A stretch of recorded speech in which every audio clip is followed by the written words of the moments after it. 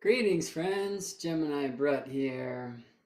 You just watched the introduction for a coming talk. It's going to be a while, May in 2024, at the wonderful NORWAC Astrology Conference, Sacred Geometry for Astrologers 101, or really Earth, Moon, and Sun.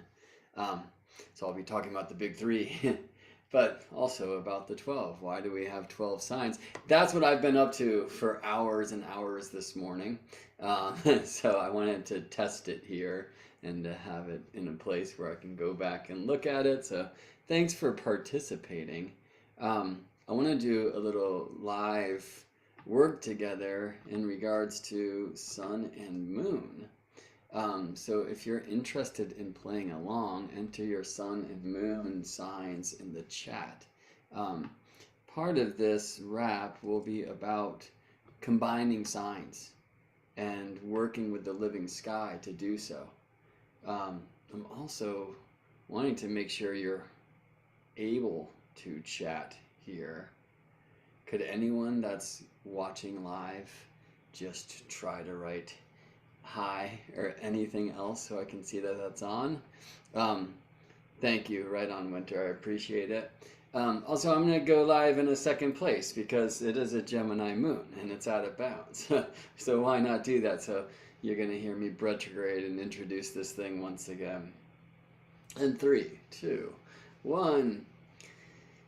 Greetings, salutations from space. Gemini Brett here in a Gemini full moon, out of bounds Gemini moon reflecting Sagittarius light to earthly eyes. Looking at the shadows outside, I can see that the sun is right around the midheaven where I am currently transmitting this from at home in Richmond, California, and I can tell because of the direction of the shadows. Also, by what's happening down at the playground of the elementary school down the hill. I've been working away at the computer today, working on some beautiful pictures and animations for a talk in the future and bringing sound and image together as I want to do, and it takes forever. And I thought I'd come here and talk a little bit about sun and moon, some hours ago. Remember, at the time, the sun was in the 12th, the day was young, and I was working away. The shadows moved, and then all the kids came out to play on the blacktop, right? So it's like recess time, which is the sun in the 11th. And it's amazing like how real that is, right? And I think they do it in shifts, but like the last recess shift ends just as the sun moves from the 11th to the 10th. And it's like, all right, kids, back to work. Go learn something, go get programmed, or sorry, whatever it may be. Um, and then the sun is now just in the ninth, I believe, and kids are out playing ball, and hopefully some are sitting and philosophizing. So a really wonderful way to combine two signs, which is the thing I want to speak about here today, and to do a few live examples, is to just work with the sun and the rising sign, which will tell you the season of the day, right? So right now it's a Sagittarius sun. I'm just feeling into this. Pisces is rising here, right? And so if I just know those two things, Sagittarius sun, Pisces rising, I can't really tell if the sun is in the ninth or the 10th house. I can certainly tell the sun is in the 10th whole sign and super high above the ground, right? And so just a question is like, what is the season of day when Pisces is on the rise and sun is in the Sagittarius sign? I mean, of course, in the Northern Hemisphere experience, where Sagittarius is the last season of the fall, the last month of the autumn, and in the Southern Hemisphere, the last month of the spring, we're going to have a different energy. Like in the Southern Hemisphere, that Sagittarius sun is going to be super high above the ground, and in the Southern Hemisphere, Pisces takes a long time to rise. Both of those things are untrue for the Northern Hemisphere experience, right? Where the midday Sagittarius sun is quite low, right? And Pisces rises very quickly in the Northern Hemisphere. But just doing that, like later it will be Aries rising and a Sagittarius sun, and I'll probably start seeing the sun there. Certainly when Taurus rises, and the Sagittarius sun will be in the eighth, which would be like right to where I'm pointing my arm right now, and I'll just gaze, you know. And then the sun down to the seventh, of course, Sagittarius sun in the seventh when Gemini is on the rise. And in that place where I will get to see the sun marry the earth, right? A place where the heavens and the earth are consistently, oh, making out, the seventh house, that western horizon. Yeah.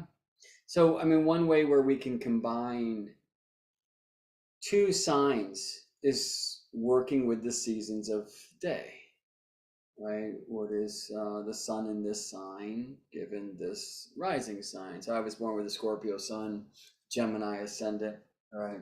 Well, when Gemini is rising, Sagittarius is setting. Scorpio sets before Sagittarius. I was born with the sun in the sixth, sometimes in the fifth, depending on which house system you use.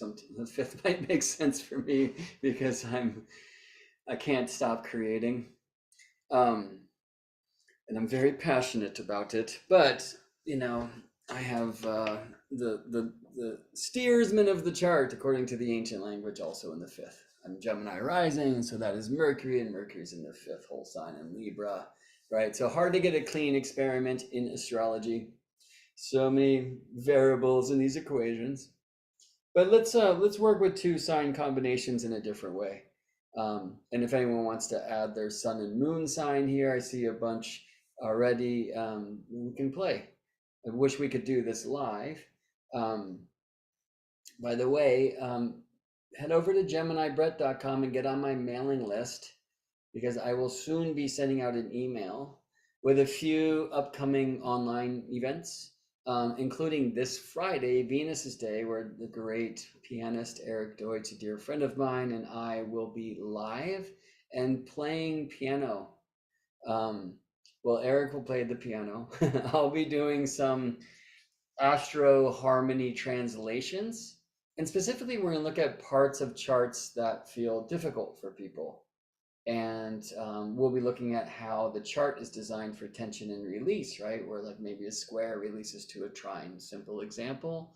And Eric, using the simple system that we've utilized to convert charts to songs, will work live with that. And we'll have people actually on screen kind of offering some feedback about, you know, how what they hear might help move something for them or help them centralize and body mind understand or overstand this great facet of their particular gem. So I hope you'll be able to join us live on Friday for that. That will only be on the YouTube side because I can't send live videos with other people on it easily and hear the piano here at Instagram. So again, you know, please subscribe to my YouTube channel. It's Gemini Brett. Head over to GeminiBrett.com, sign up for the mailing list, and I'll send you the Zoom link in case you'd like to come on, play along. We'll probably choose some folks by lottery or astro dice, or I'm not sure. All right, well, let's play with sun and moon. So, you know, it's quite true that as the myths suggest, Diana delivers Apollo's birth. Right? Do you know the tale? So Leto, mother of Apollo and Diana, pregnant with these twins, was on the run. Python chased her away from the safety of any midwife. But she found a safe place and birthed the first of the twins, and this was Diana, goddess of the moon, yeah? Artemis. Who, moon, of course, is this light that is the goddess of midwives, yeah? And Diana's first gig was delivering her brother Apollo. Some say this was 9 days and 9 nights after her birth, right? So mom still and daughter alike on the run from this serpent, which by the way is fully like eclipse story and maybe tale for another time. But interesting that we're told in this Greek version of kind of those who would take over as guides and guide us for sun and moon, Apollo and Diana, that the sun, Apollo, was delivered by his sister moon, Diana. Well, moon delivers sunlight to our earthly eyes. And it's the first place to enter an organic, natural, sensual body mind experience of combining two signs. Maybe it's the second place. The first would be rising sign and sun, right? So this tunes you into the season of the day. Charts are maps of your soul path, but they're also maps of the sky, like for real, right? So follow the light, follow the sun through the houses. For this work, I use many house systems, but for this work, I prefer Placidus houses as I follow the sun through the Placidus houses, which themselves are defined by the amount of time the sun takes to travel from the ascendant to the descendant above the ground, daytime, and then from the descendant to the ascendant in the underworld below the ground, nighttime, yes? And just tune into what's happening out and about when the sun is in the ninth, or the sun is in the eighth, or the sun is in the third, where hopefully you're resting and dreaming. That's a great way to combine signs, rising sign and sun sign, to really get a natural experience of sign combinations. Another is to witness moon delivering sunlight to your earthly eyes. Diana delivers Apollo, see?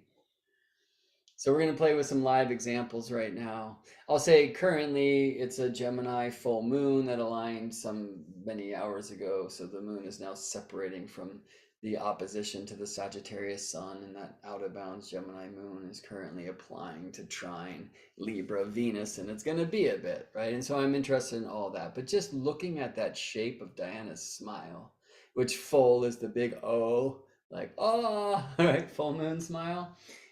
Fully reflecting sunlight to Earth, because of course moon and sun are opposite sides of Earth, opposite sides of our zodiac, which is centered in Earth, not in the sun or anywhere else, right? So how does Gemini reflect Sagittarius light becomes this question.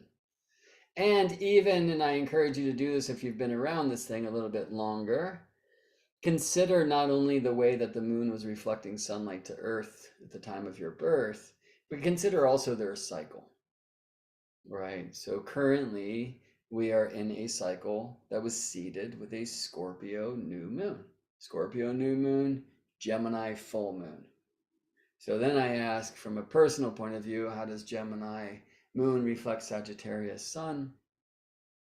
And then I can add to that, how does Gemini reflect Sagittarius sun in a Scorpio Gemini cycle?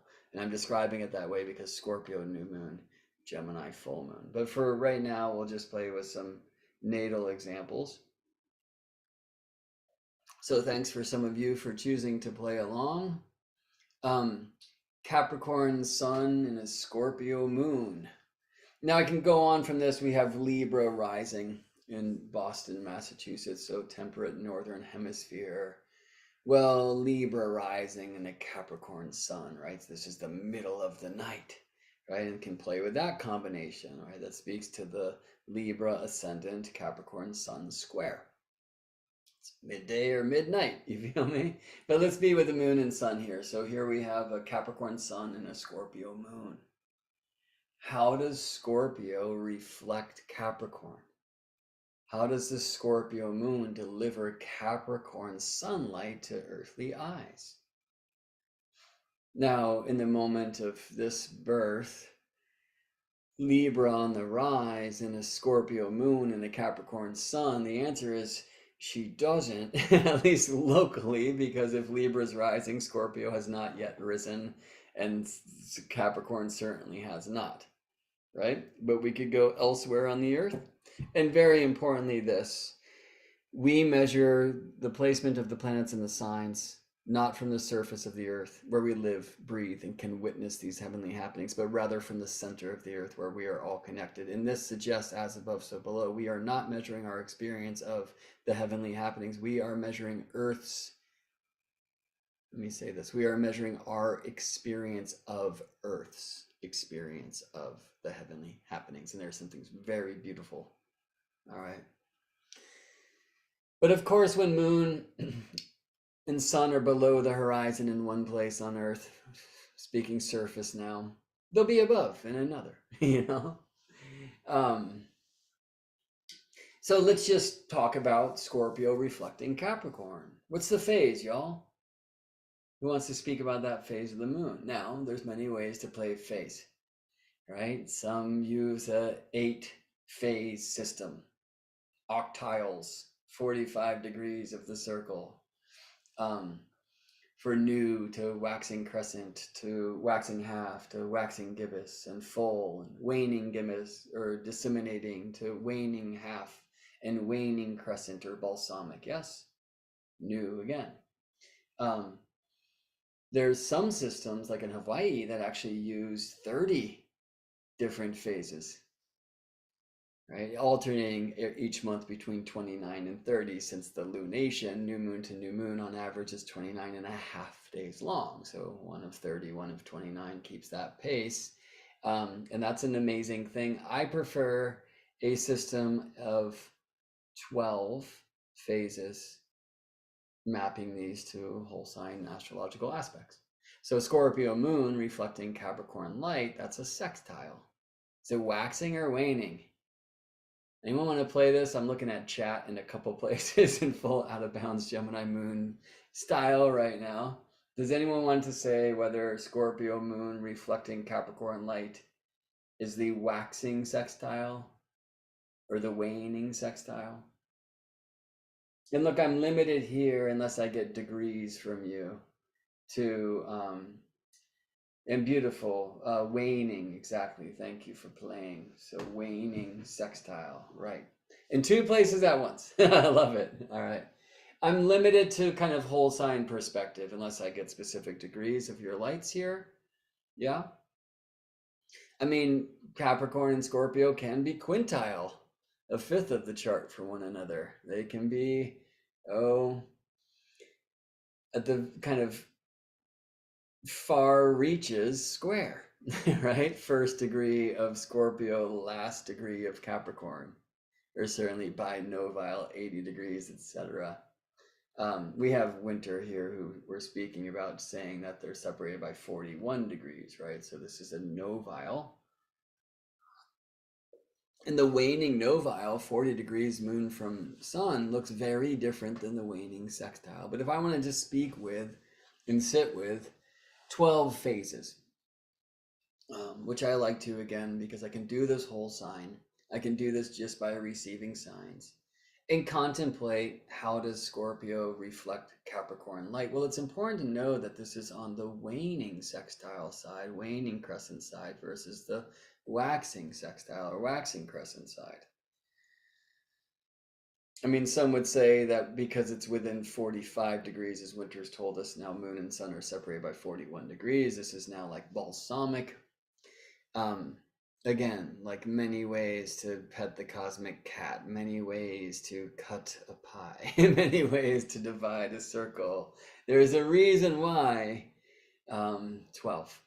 Creation creates in 12s, and I can't believe I don't have a seed of life to just put up on the screen, or a hexagon or something magical, but they're all within you anyway, and they're within us, and this is the code. All right. Right, so when I honor that Scorpio reflecting Capricorn light is the waning sextile of the cycle, I mean, this is likely born into a Sagittarius lunation, meaning that moon met sun in the sign of Sagittarius, not in Capricorn, some, 24 days, 25, 26 days before this birth. But let's just play with these archetypally. You know, what is Scorpio? What is Capricorn? What is a Capricorn sun? What is a Scorpio moon? Sadly, in astrology, you usually get these things. You get, okay, this is Capricorn sun, this is what that's about. This is Scorpio moon, this is what that's about. Some might add to this, and by the way, the lunations are in balsamic phase. This is what that's about. But there's very few astrologers I hear combining these things. And for me, it's very important. The moon told me this is how it works one night. It was like just drinking silver light, a beautiful night out on a hike. And moon's like, you know, this is sunlight, right? And it was like, oh, right. And then I heard, read the tablets. That one coming from within me, I'm sure. Maybe not. What's the difference within, without? What tablets? The emerald tablets of Hermes. 'Tis true without lying, certain and most true. That which is below is like that which is above, and that which is above is like that which is below, to do the miracles of one only thing. It's amazing that we only get as above, so below out of that beautiful rubric, the first rubric of Hermes Emerald Tablets from most folk. They forget as below, so above, meaning not only are we audience members of this great celestial symphony, we have instruments in our hands and we can jam. We are invited to, perhaps even implored to. Perhaps that's why we're here. And what about the miracles of one only thing? Well, I call this one only thing spirit. I mean, very subjective term, but for me, spirit is the wonderful word, the circle of spirit, for the one only thing that ever was, is, and will be, the indivisible. Soul to me is not some little piece of that one only thing. That is impossible. It is indivisible. So what is a soul? Again, a subjective term, but I like to suggest that it's a very unique reflection of that one only thing in its entirety. And our local experiences of this are described by, or actually even defined by, created by moon and sun. Moon, who reflects the one light of the sun in a unique way that will never, ever, ever, ever, ever repeat. The second rubric of Hermes Emerald Tablet, as all things have been, and arose from one through the mediation of one, so all things have their birth in this one thing by adaptation. Okay, geometrically, it's called translation. The one becomes two, becomes one, becomes two. It's the not two. Adaptation, reflection. So for me, the moon is this incarnational device. We say moon is memory. Well, therefore, she's also forgetting. She gives you the water to drink from that helps you forget what you truly are, so you can incarnate in this place with the appearance of time and space. Why? So you can grow. Spirit is everything. It can't grow. It's everything. It's kind of boring, yo.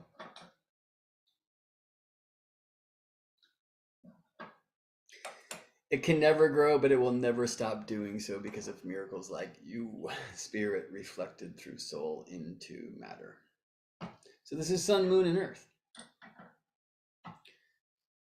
And so when I hear Scorpio moon reflecting Capricorn light, there's something of the soul's medicine in this. It's interesting that these signs are sextile.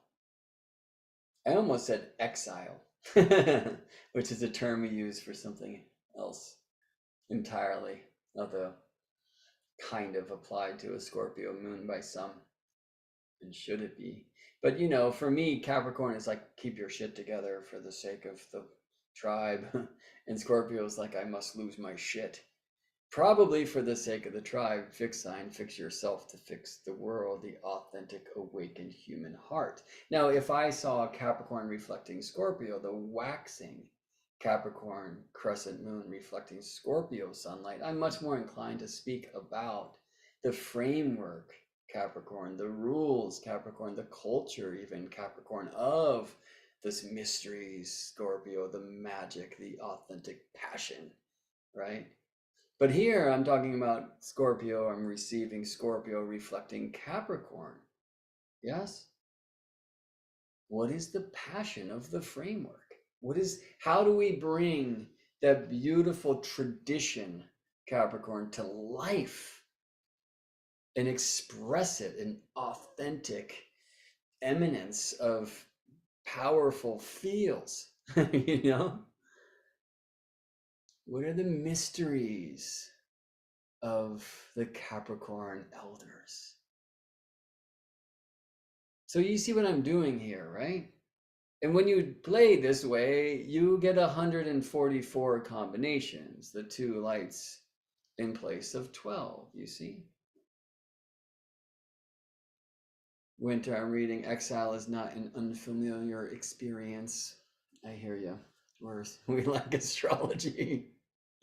All right, let me play with one here from the Instagram side.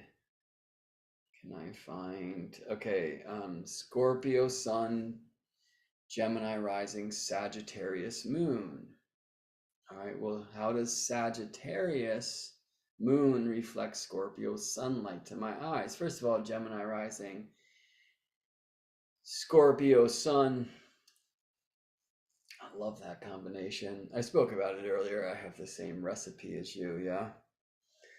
The sun has recently set. We're moving into the autumn of the day, into the darkness, the sun falling beneath the sun, and the whole sign six, the place of toil, and much more interesting things.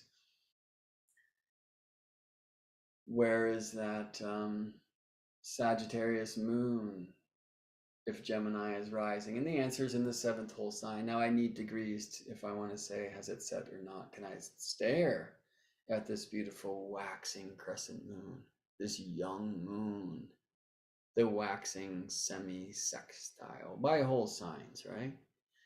12th harmonic. There's a weird wall between the signs that buzzes in an uncomfortable way. You know, it's truly not signs that are opposite one another that are most opposite energetically, but rather those that neighbor one another. This is one of the great kind of teachings or constructs or necessities of polarity. Scorpio, an inner sign, Sagittarius, an outer sign, you know. But is Sagittarius the great adventure, the great journey, the one truth?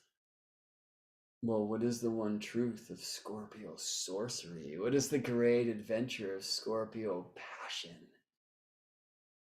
How do we seek answers in Scorpio sexuality, you know? So you feel what I'm doing, yes? And I believe that this isn't just a fun way to play with moon and sun to learn astrology, though it is certainly that.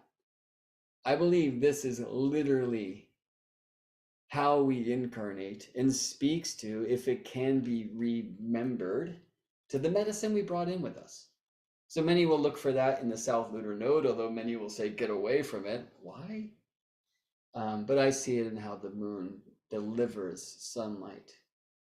The light that changes reflects the one light in a unique way that will never, ever repeat. Years and years alone.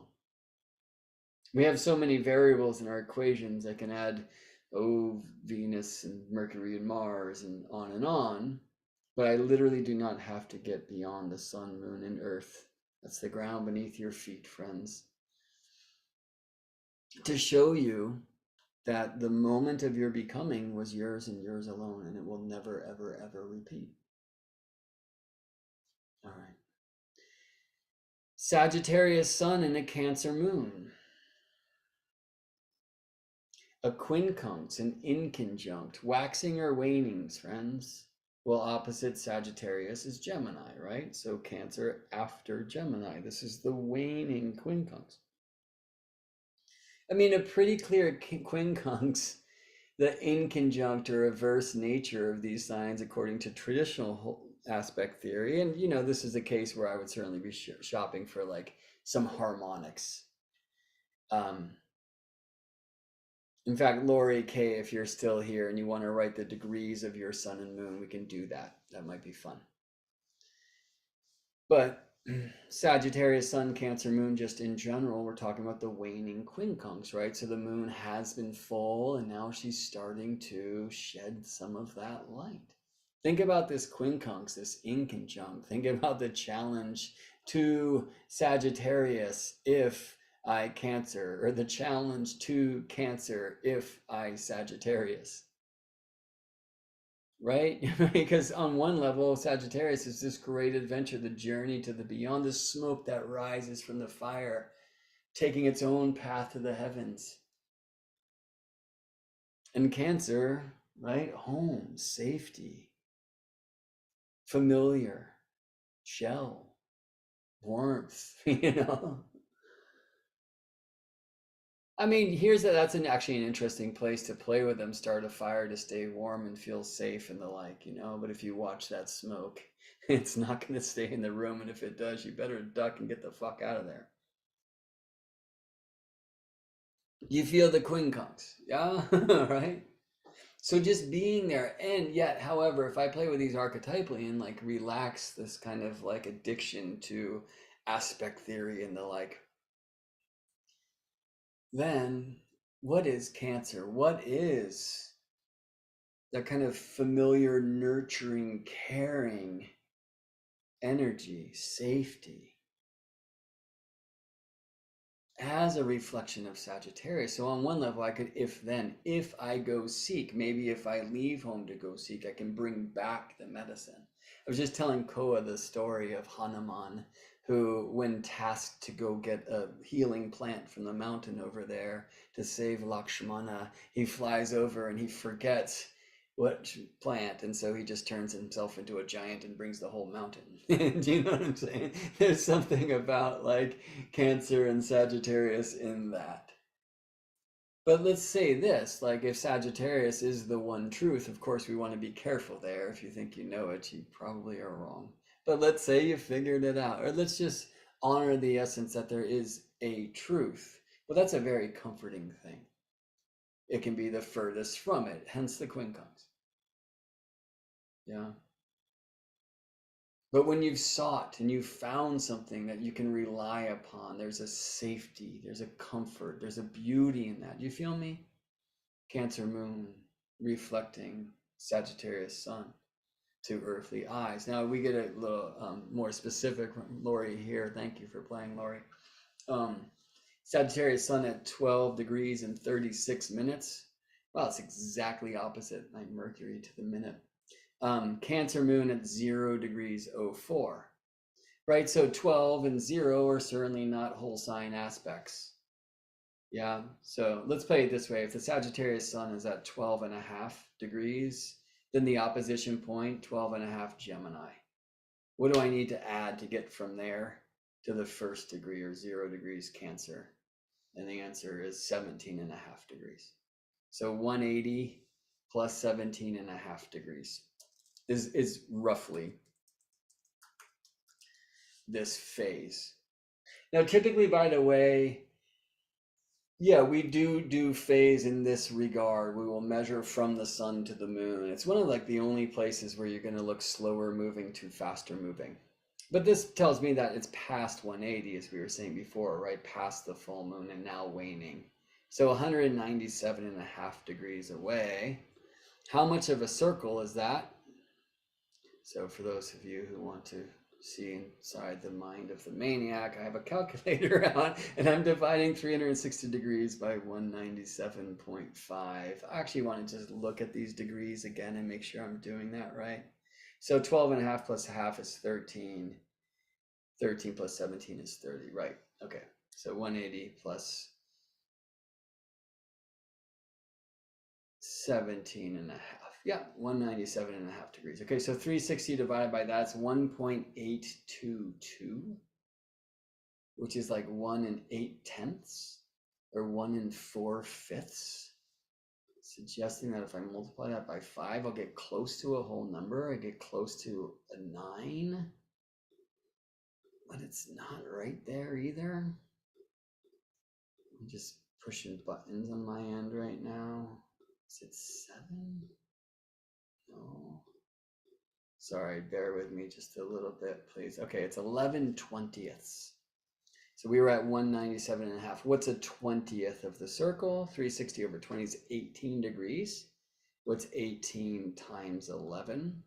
11/20 is 198 degrees. So Lori, your moon and sun are separated by about 11/20 of the zodiac, right? So as much as I'm talking quincunx here, I'm also looking at this in the 20th harmonic. Well, what is that? Well, it's 4 and 5. So for example, Lori, if you get a 5th harmonic chart of your nativity, you're going to find that your moon and sun are square. If you cast a 4th harmonic, you're going to find that your moon and sun are quintile. That's the 20. So what is the 4 of the 5, or the 5 of the 4? It's like the 4 and the 5. It's like 5, creativity, joy, there's so much life in the 5, like how we turn the noise, which is 4, into sound, our experience of it. That's five in itself, but if we for the five, right, it's manifesting creativity. Lori, I'd love to know if you're an artist, by the way. And if you are, or if you're not, I would encourage you to create pieces that are focused on bringing nurturing Cancer Moon through expressions of seeking truth, Sagittarius Sun. So Lori, I will keep my eye out for your response. And if you're an artist, by the way, what kind of art? Right. Eric Deutsch, like who's the piano player I'm working with, and again, we'll be doing a live together on Friday at my YouTube page. Subscribe to my YouTube page if you want to be notified for when it is. I need to hear back from Eric for when we're going to do it live. More interestingly, get on my mailing list at GeminiBrett.com. I very rarely send out mails, but I'm about to send out one to invite people to a live on Friday where we will take specific little parts of charts with people live on screen speaking about it and explore them musically. So what's the hardest part of your chart? Well, here's some tension. Where does it release? And to hear that in harmony and to hear that in like explorative song. And the reason why I bring Eric up, Eric makes this beautiful music. I mean, Eric plays super funky and crazy and sometimes dark music too, whatever. Robin, I see you right. I am subscribed but rarely receive notifications. Yeah, I don't write much. I got shit to do. I'm a consistent creator. Anyway, so you don't have to worry about getting spammed by me, friends. Like you probably, it's going to be a long, many moons in between. Anyway, so Eric, like I actually, the first time I quote unquote produced some solo piano work with Eric is I hired my dear friend Eric Deutsch to create a song for my niece, Whitney, to be born to. The baby sessions because it's amazing. And I was in the booth after a long night, like, oh yeah, man, like do that Tom Waits song, really take a walk in the woods with this one. That was my production. But we actually would create some cool things together. Now where my work is to take an astrology chart, translate it into harmony, musical harmony, along with some like symbolic scenes, kind of Sabian symbol-ish to send to Eric for him to create. And the reason why I bring this up, Eric Sagittarius rising, Taurus, Jupiter, the steersman, and the sixth of practice, but the fifth in most quadrant charts of creativity. You can really feel that there. But there's a very gentle soul, a very caring, nurturing thing in Eric's music. And I'm not sure where Cancer lives in Eric's nativity. I'm gonna have to go have a look, but I imagine it's there. So, all right, and then Lori, you wrote, very cool, interesting, thank you. Healing arts, Reiki massage, animal communicator, husband is a musician. Right on. Yeah, Lori, I really encourage you to start playing with some of husband's instruments and even playing together, right? Like Moon Sun are great things to do with others as well, how we reflect on one another. And I love hearing that you're a healing artist, right? Certainly a high art, this. And an animal communicator, what an art that, right? That's cool. Like Cancer Moon reflecting Sagittarius light, right? Like how do we speak to animals? Probably not in English or any other human tongue, at least alone. Big Pisces there. All right, well, here's one Cancer Sun, Pisces Moon. This is the waxing trine, right? Cancer is the child, the parent of Pisces. Why would I say that? Pisces is the fifth of Cancer. What? Cancer, Leo, Virgo, Libra, Scorpio. I'm wrong, right? Cancer is the fifth of Pisces. So Pisces moon reflecting Cancer light is the waning trine, right? Of course, opposite Cancer sun, Capricorn, full moon, and then Capricorn, Aquarius, Pisces. So the waning trine. Thank you all for correcting me there. So how is Pisces the child of Cancer? No. How is Cancer the child of Pisces? So let's do that one. Pisces, Aries, Taurus, Gemini, Cancer. Cancer is the fifth of Pisces. Why do I call it the child? Because fifth is a creativity, passion, romance, but also our children, right? So if you think of like a Pisces rising chart, Cancer is the fifth. Well, well, first of all, it takes serious compassion to deal with our families. Am I right? Or, you know, um, look at a Cancer rising chart and you'll find Pisces as the ninth, right? So if I'm learning Cancer, I must study at the University of Pisces, the ninth. Do you feel me? And there's many, many ways to see that, right? Like the development of great empathy helps us learn feeling in such a way that can be nurturing and also doesn't completely drain us. I mean, important lessons for Pisces and Cancer alike.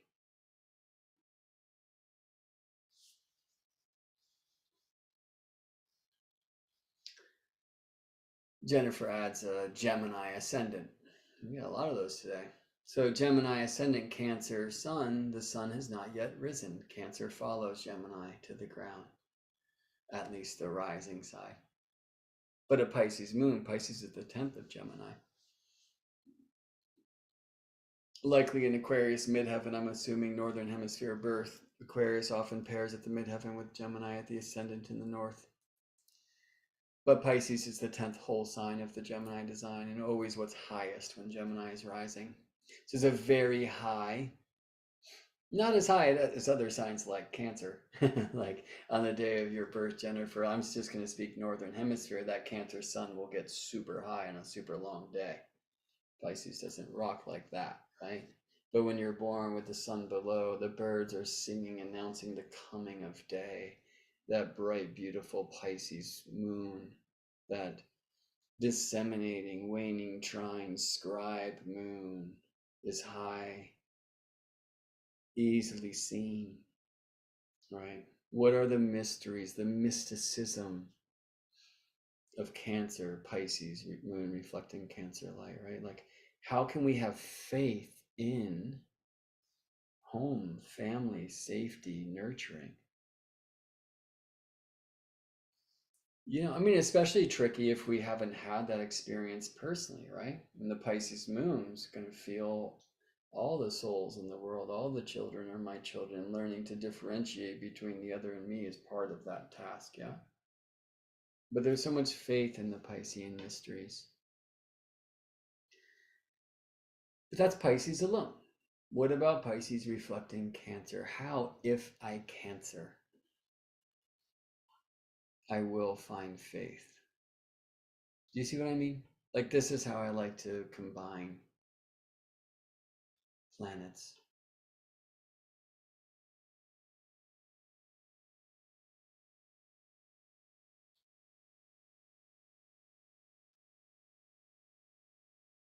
Um, Let me get one from this side. We'll do three more.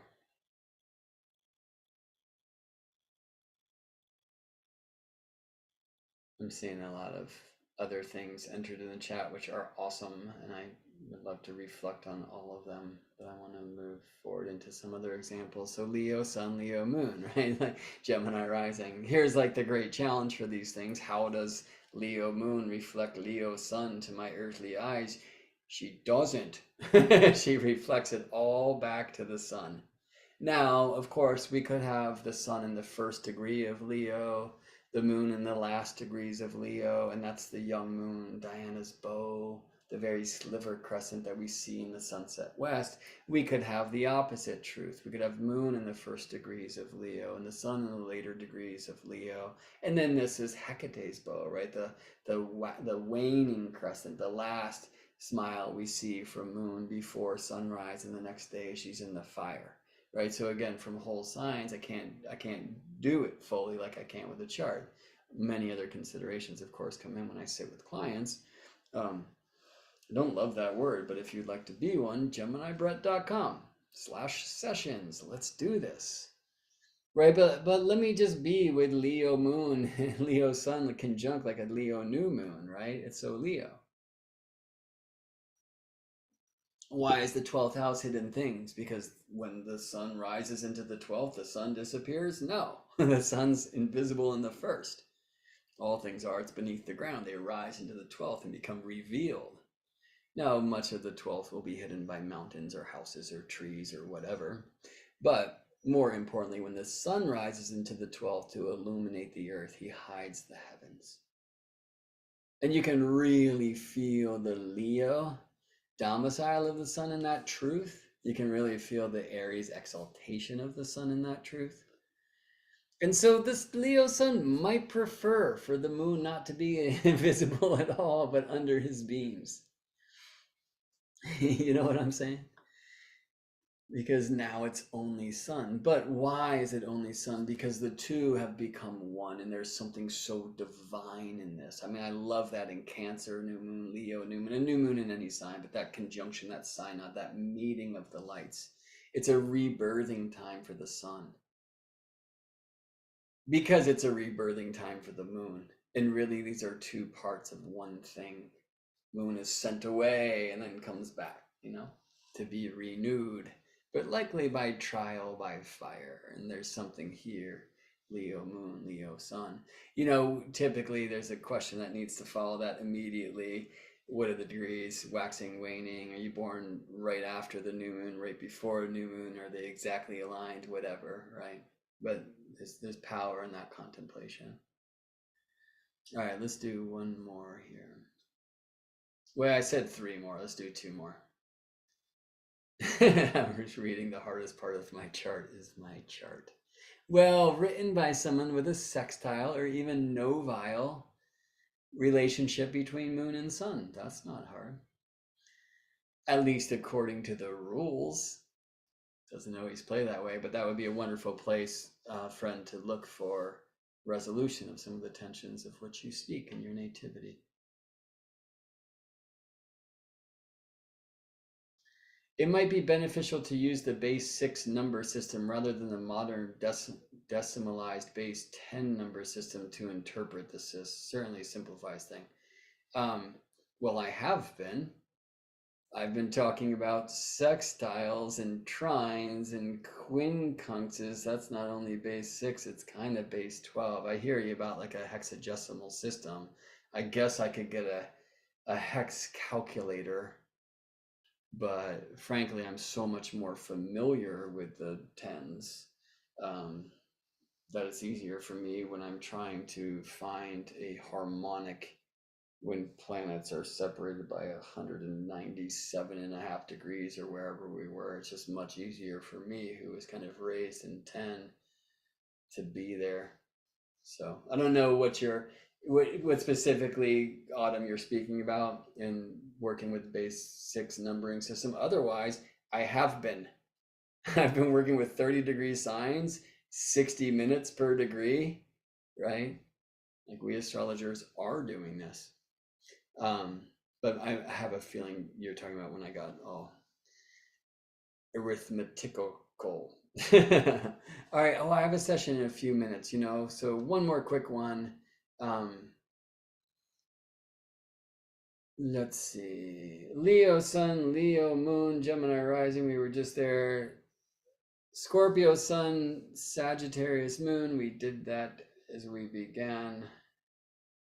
And you know what? I need to take a breath anyway.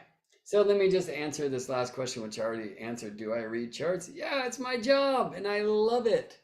So GeminiBrett.com if you'd like to take a journey through the song of your soul with you. Thanks for playing, y'all. Please go do this. And just do this every day. Watch the moon reflect sunlight. Consider what the signs are. Look at that phase. Ooh, that was alarming. See you in space, friends.